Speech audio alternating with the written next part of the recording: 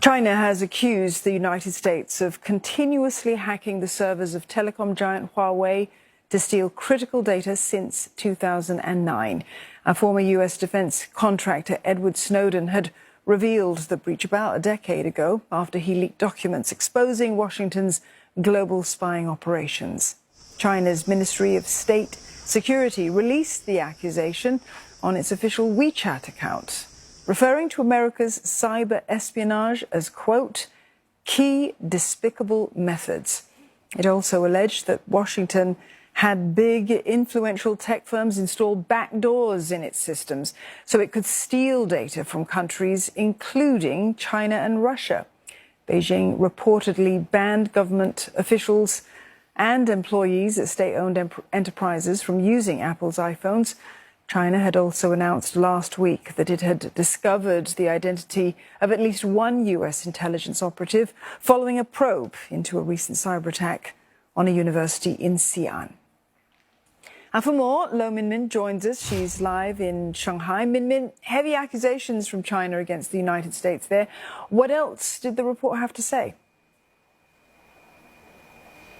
It was quite a strongly worded report from the Ministry of State Security. It not only confirmed the hack into Huawei, it also says the U.S. has been systematically trying to steal Chinese data, citing other examples, including a hack into a Chinese university, saying the U.S. had controlled tens of thousands of network devices and gained access into vast amounts of high-quality data. The report also called out U.S. hypocrisy, saying the U.S. is notorious for eavesdropping on other countries, and yet it wants to portray itself as a victim of cyber attack, and it's trying to smear China as being the threat to cyber security. The report also said that the U.S. is inciting and coercing other countries to join it in eliminating Chinese companies in the international network market. Now, we know the U.S. has been persuading its allies not to use Huawei's 5G technology, for instance, and the U.S. has also been employing an arsenal of tools, everything from executive orders to new legislation to blacklists and export controls to limit China's access to high technology that could cripple Huawei's growth. Minmin, Huawei's new phone series, that's also come under U.S. scrutiny. There are renewed calls for stronger sanctions. How has China been reacting to that? That's right. That phone was released quietly during the U.S. Commerce Secretary Gina Raimondo's visit to Beijing. So that timing was seen as a slap in America's face. But here in China, Chinese state media and the public has been cheering on this launch. They see it as Huawei's comeback into the smartphone market after it was crippled by U.S. sanctions.